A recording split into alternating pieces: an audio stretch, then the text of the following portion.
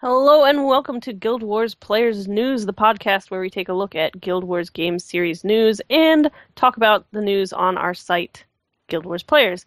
I'm Sithrith, and today we have Draculetta. Hey everybody, what's going on? And we have a new co-host. This is episode 2, and we already have a new co-host, which is very exciting. Welcome, Ethelros. Hoi, hoi. Hello. Oh, 3 versions of hello. Okay, so Ethelros, how did you get into Guild Wars 2? I actually got introduced to it mostly by you. I think it was 2 weeks ago. They had a sale on some website I don't remember the name of. It was 50% off. And I know you'd been playing for at least a little while before that. And you seemed to be enjoying it quite a bit, so I decided to just go for it. Since it being butter play, I don't really have that much to lose from not enjoying it if I ended up being that way. So, yeah, I just bit the bullet and went for it. And so far, I'm having quite a bit of fun. So, Glad you're here, and glad we convinced you to come on. yeah, thanks for having me. So, in regards for game news this week, we have some information about more Guild Wars 2 tournaments. Drac, what's going on with that?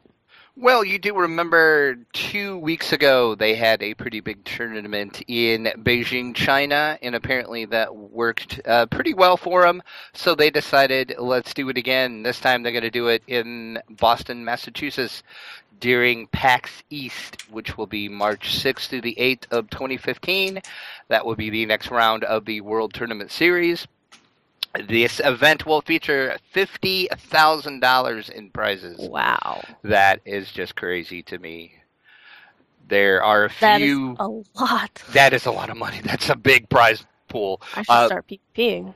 There are a few eligibility requirements, though. All players must be at least 18 years of age or older. All players must be able to provide proof of eligibility to travel to the United States.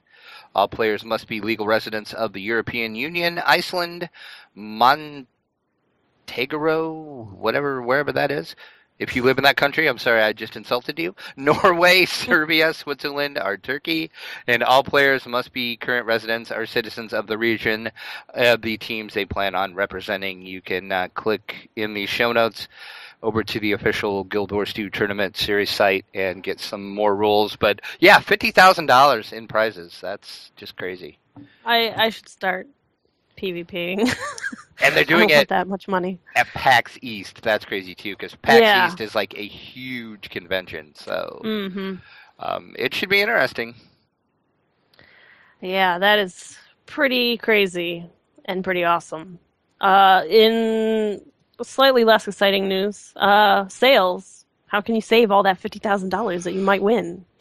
Nice segue. In the gem store this week, there are some new miniatures. You will be able to intimidate your foes with the mini sand giant, which looks pretty freaking sweet, actually. If you look in the article I posted, there's a little picture of it, and if you click on it, it'll show you the full size of the picture. But that mini giant looks pretty cool. Mini giant. So isn't that just like a person? Yeah.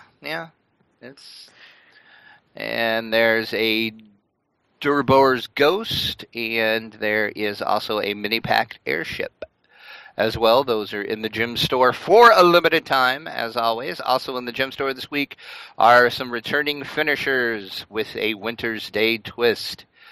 You can drop a big snow globe on your opponent in PvP when you finish them, if you would like. That's kind of funny. That is kind of fun. The picture looks... I actually laughed when I saw the picture. Yeah, I didn't notice the legs sticking out the bottom yeah, later. That's what At makes first it... I was just like, it's just a snow globe, who cares? And I saw the leg and I was like, Yeah, I get it. Actually lands on top of your opponent, yeah. And there is some headwear, because it's Winter's Day and you need winter hats and earmuffs. So there you have it. Look for the... Earwear, yeah. Also, Cithrus pointed out in the pre-show that I missed it in the gem store, but you saw there was some new limited edition dies in the store. Yes, there are 2 die packs currently. One is called Frost and one is called Flame. They are available for 5 days only, so get on that. And you have a chance of getting some exclusive dies. It pulls from each one pulls from a list of 25 possible dies. I assume the Frost one is going to be blue tones, and I assume the Flame one is going to be reds and oranges, because logic would, dictate that, hopefully. So, yeah, if you're into those kind of things, buy them. I think they're 125 gems each. And also, I will add for the live people in the chat room, as when you get this on the recorded edition, this will be over. But if you're familiar with the Humble Bundle, they now have a Humble store, and for 2 days only, so it'll end tomorrow evening, Guild Wars 2 is $19.99 right now. So, Yay, sales. if you have not picked it up, or if you maybe want to buy it for somebody, or maybe you want an extra copy, if you want to have 2 accounts, I mean, why not? It's $19.99 at the Humble Store for 2 days only. So you better hurry up and get over there. And the link is on our website, actually. Yeah. So if you've been looking to get into Guild Wars 2, yeah, think about it, because this is pretty much the cheapest it's ever been. I mean, it's been at $20 for a while, but sales are always good. No subscription, so I would recommend just biting the bullet and going for it. It is a buy-to-play game, so even if you don't end up enjoying it, it's still not that big a deal. Mm-hmm. And you can always come back to it. So if they improve things later on that may suit you, you can always do that. Exactly. And speaking of improving things, we got quite a bit of news this week, actually. Not any news about Living World returning. As you know, usually every 2 weeks or so we get a new episode. However, one of the announcements this week is that the Living World updates are going on hold until January. Some people were upset about that, but it is December. It is the holidays. I'm not that surprised, honestly. But there's some other news that they announced at the same time. Winter's Day festival event, whatever you want to call it, the winter festival basically, is coming December 16th, and it is going to be taking place in Divinity's Reach, which is the human capital. If you don't know that, you can get there pretty easily. I have not done Winter's Day before, obviously. I haven't been playing that long, but that's going to come out this coming week, so that's pretty cool, and it is running until January 13th. So that's exciting. Also, December 16th through to January 13th is the first test ladder season for PvP tournaments. Like I said, I don't currently PvP, so I'm not certain what that entails. I do know that it's using the new matchmaking and ladder updates that they implemented in the last update. So if you're interested in trying that stuff out, go for it. There's also going to be the first World versus World non-tournament event going on. So it's kind of just, obviously there's a goal. Every time you kill a player from another world, your world gains points, but it's not a competitive tournament kind of thing like they usually do. And finally, the really interesting news that they came out with this week was that they're going to be changing the daily achievements and adding a login reward system. It's pretty cool, I think. Yeah, it is. It is pretty cool. I like what they're going to do with it, I think. At least on paper, it sounds good. Mm-hmm. Yeah, so this is going to be coming out on December 16th, same day as Winter's Day and all that other stuff. As you know, right now, basically, every day you log in, and you can complete 5... Is it 5 or is it 4? I always get monthly and daily numbers mixed up. 5. I think it's 5 for dailies. Yeah, I'm good with numbers. But you log in, there's a list of dailies that you can do, like daily kills, daily Ascalonian ghost kills, all sorts of random stuff. You complete 5 of them, you get some achievement points, you get a mystic coin, some liquid karma, and a luck boost thing. And that's about it. Monthlies work basically the same way. 4 things. It's usually a longer term kind of goal. It's pretty standard. But they're going to be revamping this system, And after December, so you have December to finish your monthlies, and then there's not going to be monthlies anymore. That's the first thing. Um, at first, I was kind of like, I don't know how I feel about that, but because I like monthlies. But looking at the system more, I think I like it. Basically, they're splitting achievements into three categories. There's PVE, PvP, and World v World, which makes sense when you think about it. But the best part about that is that depending on what achievements you actually complete, which of the dailies you actually decide to go after, the rewards you get aren't just the generic ones that everybody gets for doing whatever achievements they decide. Your rewards are based on what kind of content you do. So if you do PvP, stuff, you'll get PvP based rewards. If you do World v World achievements, your rewards are going to be tailored to that. So I think that's a really good idea, actually. Yeah, so then there's also going to be a new meta achievement for completing any three achievements in a given category. There's a lot of in the blog post where they announced it, they talk a lot about achievement points and achievement point caps. There's some pretty hardcore completionist people who are really into meeting their achievement point caps. I don't really follow it exactly, so you can look at the link yourself if you're into that kind of stuff and read it because, like I said, I'm not really sure about what the caps and stuff are about. I haven't been playing that long, obviously, as I mentioned, like only a couple of weeks. But I did notice that when trying to do the dailies, a lot of the things, like the options you get to complete, are PvP related or World v World related. And I think it comes in for the monthlies too. It makes it more difficult to actually get them done when you have a lot fewer options. So splitting them up does seem like a very good idea to me. Hopefully, now that they have split them up, PvE will have more options in it, because I do find they tend to be kind of limited. It's usually either kills, revives, and sometimes conditions or sort of doing certain things in combat. Outside of that, they tend not to be that much variety, so I'm hoping they add more into it. Yeah, I definitely agree. Based on the little picture that they have as like an example, it still seems like there's some challenging ones, like daily fire elemental. I assume that means kill fire elementals. So it can still be challenging, but I think it's better when they're sorted by those broader categories. Yeah, I really like that because there was some of them. I mean, I don't PvP, so I knew, well, I'm never gonna, if I can't finish any of these PvE ones, I just won't get my dailies done today because I don't PvP. So, Exactly. but this really makes me happy because now I feel like, okay, I can actually do my dailies every day and at least maybe complete them. So that should be interesting to see coming out on the 16th. That's pretty close, actually. I was surprised that they only announced it with about a week to go, but, I mean, less time for us to wait, I suppose. So on top of that, like I said earlier, they're getting rid of monthlies, and what they're kind of replacing it with is login rewards. And the way it basically works is kind of like an advent calendar. Basically, you get this big window, and it has 28 spaces, and it has 28 rewards on it. And every time you log in, you collect one of these rewards, and it's kind of like it's got a linear reward path. It's not just like, oh, you randomly get this. It has, a hierarchy, and at the end you get a really nice, big, awesome chest. So that's pretty cool. And the nice thing about it is if you miss a day, if like you don't log in every single day, like you are just too busy at work or go on vacation or whatever, it's not going to reset the calendar and take you back to square one. It'll just sit until you get to the 28th reward, and then you start over.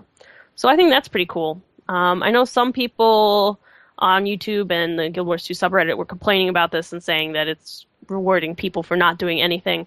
But I don't really see it as like, I mean, yeah, they call it login rewards, but I don't really see it as a login reward so much as a login incentive. It's not like just rewarding players for existing. It's just kind of giving them a little bit more incentive to come into the game. Right, and I mean, and it's totally up to the player. If that's all you want to do is just log in and get your free gift and log out, you can do that. Yeah. I mean, it's not, I don't feel like they're rewarding you for doing that. It's just an option you have. You can, I don't know. To me, carry on.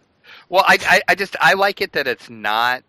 It doesn't seem like it's going to be so random. Other than that, the last big epic chest at the end. I'm sure the random number generator will come into it, but The other rewards up till that seem like they're staggered and they're not random, which I really like that. Mm-hmm. Yeah, I know in some games you have a little issue with random number generators disliking you. So I Exactly. figured that'd be up your alley. Exactly. On paper, this does seem like more preferable to me than the monthly system, which, at least like looking at it when you first start, seems very daunting to have to complete so much that month just to get it done. And obviously, you're not always going to have enough time to get those dailies done anyway. On paper, this does seem like a more appealing version. I think the thing you mentioned about them being more standard could, I mean, obviously, depending on your perspective, be a worse thing. At least to an extent. If it is like to such a point where it's always exactly the same each time you go round the system, then yeah, it could possibly be a bit too samey. Yeah, like I think the way it's set up is it's not just like, oh, you will always get this weapon on this day. It's like they give you reward chests or reward bags that have a specific theme. So it's like on this day you'll get a crafting bag, and it could have some like really awesome crafting item, or it might just have some general kind of ingredients. And then another day you'll get like a gear box, and it could have some really awesome ascended gear, or it could just have some regular average gear kind of thing. So it's like you always kind of know generally what you're going to get.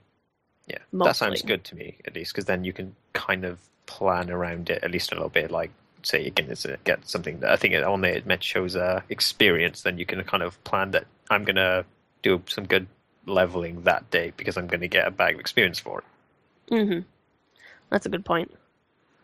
And yeah, like I can see why some people will be upset about monthlies going away because, you know, it is a nice little kind of event thing to get together with your guild or your friends or whatever and go and work on dailies. I know some people were lamenting that they have puzzle jumping groups that they go around and they do all the puzzle jumps to get their monthly out of the way.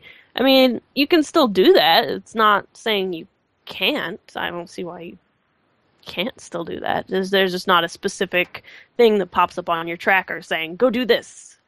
I think they still show up on the dailies, though, don't they? I would assume that they have some kind of puzzle jumping thing in the PvE dailies. I assume maybe it'll be like, go complete this puzzle jump for like a daily reward or whatever. So we'll see how it goes. Next week, I assume we'll end up talking about it, since this comes out on the 16th, so that's not too far away. So I think that's about it for strictly game news, so we're going to move on to news and articles from our site. One thing that's going on, well, is continuing, I should say, is the Great MMO Showdown for Guild Wars and Guild Wars 2. Drek, I have a feeling you have some feelings about this.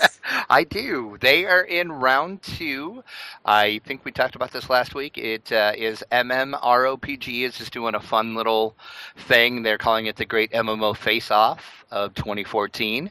And what they did is they basically took all the MMORPGs that are around and they grouped them into categories. They have the newbies and they have the veterans. Guild Wars 2 is up against Star Wars The Old Republic in round 2, and as of right now, Guild Wars has a slight lead. It's 52.3% to 47.7%. And in the veteran category, Guild Wars is up against Dungeons & Dragons Online. For those who don't know, Drac also is a host of a Dungeons & Dragons Online podcast, so this is a very tricky vote for him. Yes, it is. My allegiance is torn here. It's pretty close right now, too. It's DDO is at 51% to 49%. So if you have strong feelings either way, go vote, and we'll see what happens in round 3. But yeah, I actually haven't voted yet. I don't know what I'm going to do, because I spent a lot of time in the original Guild Wars, and I still play the original Guild Wars, so I don't know. Oh, the humanity of it all. Why did they have to do this? So yeah, it's just a fun little thing they're doing. I mean, the winners don't get anything. It's just kind of fun things for the community of the games to get behind and rally behind a game you feel strongly about. So, Drek. Yes. Andang in the chat would like to remind you of the very important question you should be asking yourself. Keith says, "What would Felicia Day do, Drac?" Oh, that is a good question. I should consult her. See, that is actually how I make all of my decisions. I say, if I was Felicia Day, what would I do? That's a good way to lead life, Drac. That's a good way to lead life. Speaking of the original Guild Wars, Wow, that was a really tough transition. Anyway, go ahead. There's not really any good way to leave that. Like, what was I supposed to Pineleaf do? is disappointed. Wow, yeah. I Anyway. know. I'm sorry. I'm sorry, Pineleaf. So anyways, speaking of the original Guild Wars, Tapco on our site wrote a really great write-up about called Guild Wars 101 for MMO Vets. And in it, Tapco kind of outlines all the various ways that Guild Wars kind of deviates from what we usually think of as MMO norms, like leveling and professions and how the whole henchman system in Guild Wars. And I thought that was really interesting because, I mean, I've obviously been super addicted to Guild Wars too, but I haven't really touched Guild Wars at all, and I didn't realize how different it was from what we usually think of as MMOs. What did you think of this write-up, Drac? Yeah, since you've played. think I kind of touched on some of this last week when I was talking about my history, and I was saying that I never thought about how different the original Guild Wars was until now I can look back on it and think there was no other MMOs that were doing what it was doing when it came out. And this is an excellent article. I mean, it brings up, because I can see why if you were brand new to Guild Wars and you came in from any other MMO, you would be confused as heck as to what was going on. So Tapco did a really good job at spilling, all of this out and bringing up the differences in the game. Mm-hmm. Yeah, so if you haven't played Guild Wars, I definitely recommend giving that a read through. Definitely very eye-opening. So our video spotlight for this week is a video called Ascalon, and this video is really interesting, not just because I'm really super into the whole Fall of Ascalon char lore stuff, but this video, this guy, Mike Joseph, wrote his own song about the Fall of Ascalon and recorded it and put together all this footage for this song. So it's really cool. Like, it's a totally original composition, and it's a really great song. It's like an acoustic kind of guitar song, and he's singing about the Fall of Ascalon, and it's really, really good. I definitely recommend giving this a watch, because he uses Guild Wars and Guild Wars 2 footage as like music video kind of background stuff, and it pairs really well with the song. Yeah, I agree, and I will admit I got a little like misty-eyed because it like reminded me of how great Guild Wars was, because I saw all of these places and it's like, I remember that. I remember going there the first time. I remember seeing that for the first time, and then I remember thinking, wow, I hate the Char for like destroying this awesome city and doing this whole searing thing, and how much I hated Char the whole time I was playing the first Guild Wars. And of course now, now we like Char because we found out there's good Char. There's bad Chars and good Char. Yes. So yeah, I highly recommend watching this. And like you said, the song is amazing. It is very well written. And if you actually listen to the lyrics, it like he explains exactly what's going on, and it's just, I was like amazed at it, and I just remembered all of the great things about playing Guild Wars and all the fun I had with my friends, and it was just an awesome video. I really enjoyed it. Cool. Yeah, it's definitely interesting, especially if you have that original Guild Wars experience. So for this week's weekly community outfit, nobody sent me anything, you jerks. So I had to put my own outfit in, which is not the point of the community outfit. I'm a last resort. So send me your screenshot outfits to contact@guildwarsplayers.com with the subject line weekly outfit. I want to see your pictures of your characters, you guys. I like looking at pretty stuff. So send them to me. Don't make me do it. No one wants to see that. Your characters don't look that bad. So for this week, the community outfit is my Sylvari Elementalist Kythnan and he's pretty dapper looking. I like how he looks, obviously, because he's my character. um, so he's a kind of charcoalish skinned Sylvari. He's got a pretty cool turquoisey mohawk with some cool light greenish glow, and he is wearing the Noble Count outfit, which I really enjoy. And it's dyed spruce and midnight teal and sea breeze. So, yeah, send me your outfits, please. So is Sea Breeze the new Steel Blue? Sea breeze is not the new steel blue. I don't Okay. know what the new steel blue is yet. I haven't decided. Just checking. There's too many dye options in this game. I can't just pick one. But yeah, so send me outfits, please. For this week's lore book, where we take a look at a place, a character, a race, or an artifact and examine the lore surrounding it and why it's important to our gameplay, this week we are looking at the Sylvari. That wasn't a very good segue, but we'll go with it. The Sylvari are one of the 5 currently playable races and also the youngest race. They are botanical humanoids, which basically means they're plant people. They're plant people. They've got kind of an interesting history because their history is actually quite short. The firstborn of the Sylvari, which is exactly what it sounds like, the first Sylvari that were born, emerged from golden fruit that were growing on this really large tree called the Pale Tree in 1302, which is actually only 23 years before the start of Guild Wars 2. So the oldest Sylvari are only 23 years old. And ever since then, Sylvari have been coming from the Pale Tree fruit at a pretty regular rate. While growing in the Pale Tree's fruit, Sylvari experience this thing called the Dream, and it instills the morals of Ventari's Tablet, which I'll talk about another time, because otherwise this would be a really long segment. And the Dream also exposes the growing Sylvari to the shared memories and experiences of the Pale Tree and all of the other Sylvari also. And the Dream can also give some hint or foreshadowing of the Sylvari's future life.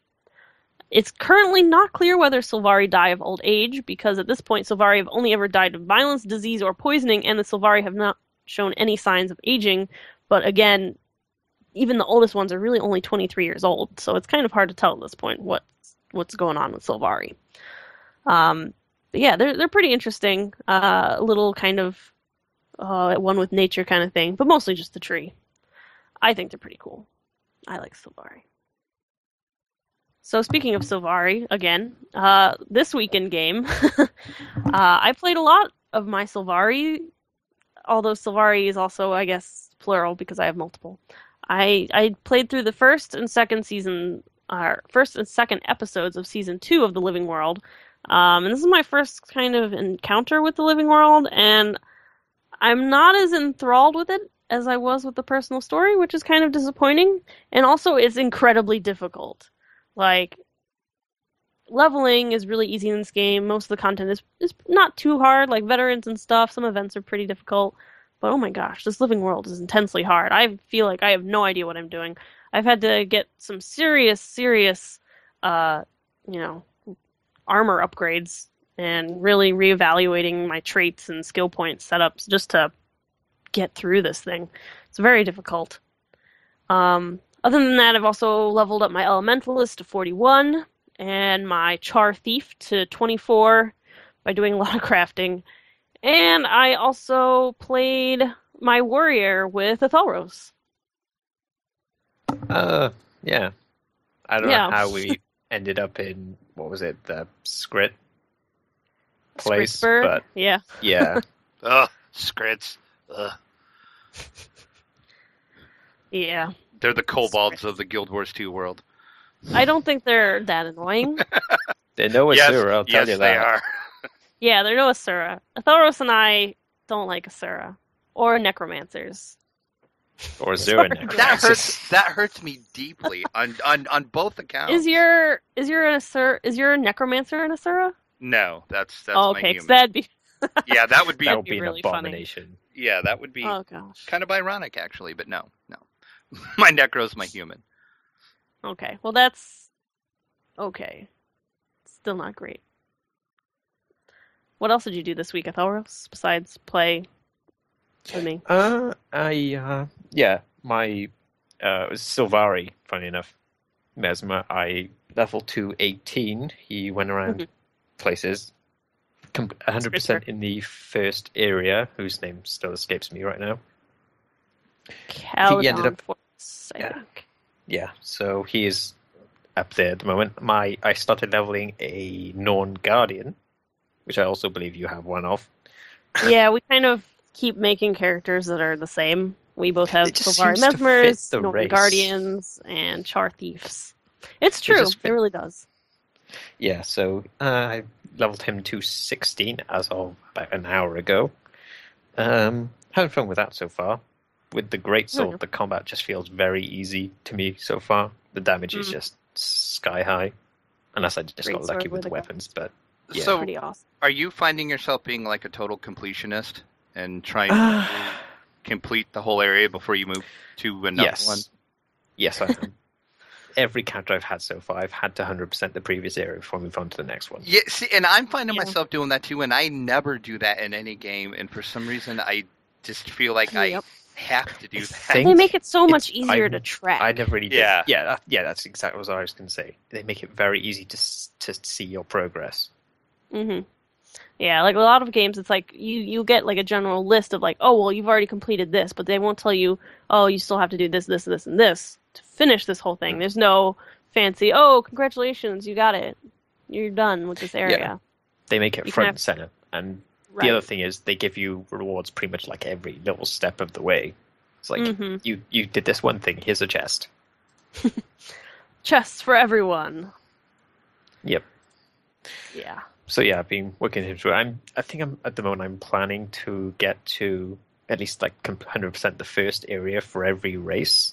Maybe not the other area, depending on how much I loathe them. And then decide which one I want to get to cap. Is probably what I'm going to do. So yeah, that's my plan so far. It seems to be. I'm enjoying it quite a lot so far. Obviously, because you joined this podcast. Mm-hmm. So what else did you do this week, Drek? My Norn Ranger got to 38. My Human Necro, I got her to 22. And my Asura Elementalist is at 23. I did my personal story as far as I could go. Mm-hmm. And funny enough, that led me into doing something out of game that kind of ties into game. Because as we discovered last week, the reason I created an Asuran was because Felicia Day voices the voice of Zoja in your personal story, and I had to have Felicia Day in my personal story because of course you did. All know that I am. Some might say obsessed. I wouldn't go quite that far, but she announced yesterday she is writing her first book. It's her memoirs. It's entitled "You're Never Weird on the Internet." Almost. So I pre-ordered that, and you can too. So there you go. So that's what I did. Yes, we definitely did establish last week that you've got a little bit of a thing for Felicia Day, and if you download this podcast after the live show, obviously, if you on Saturdays this podcast will be posted. You can download it from iTunes and all sorts of places. And at the end of this podcast, we'll actually have bloopers from last week. So if you're interested in hearing some more Drac and Felicia Day hilarity, you should, download the podcast and listen for that, because it's a thing. And Felicia Day even invaded our Dungeons and Dragons podcast, the DDO Players News. Felicia Day made an appearance there. It's at the bloopers at the end of the episode, so you'll have to listen to that too.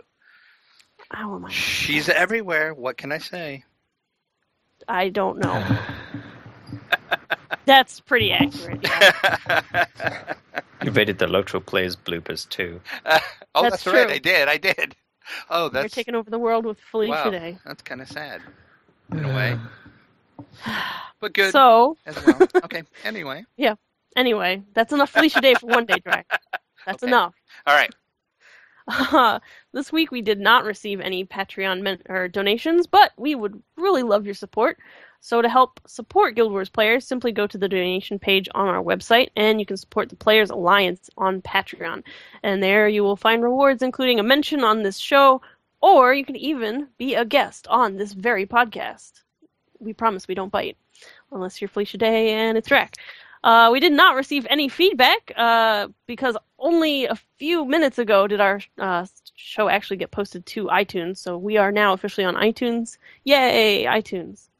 And also, we did not get any featured comments because I think I'm the only person who commented on the site this week. So that's not very exciting or feature worthy. We also did not receive any emails, but we would love to hear from you. So you can email us at podcast@guildwarsplayers.com. And you can also follow all of us on Twitter. You can follow the Players Alliance at Players Ally. You can follow Guild Wars Players at GW Players. You can follow me at Sithrith, Draculetta at Draculetta_72, and Athelros at Athelros. In game, I'm Sithrith.6741. Drac is Draculetta.7401. And Athelros is Athelros.3164. You can follow and watch along all of our Players Alliance live shows. Mondays at 8:30 Eastern is the DDO Players News podcast. Thursdays is this very show at 8:30 p.m. Eastern, Guild Wars Players News. And Saturdays at 8:30 p.m. Eastern, we do Lotro Players News. You can find all these shows at guildwarsplayers.com/live. Thank you all very much for listening, and we'll see you around the internet.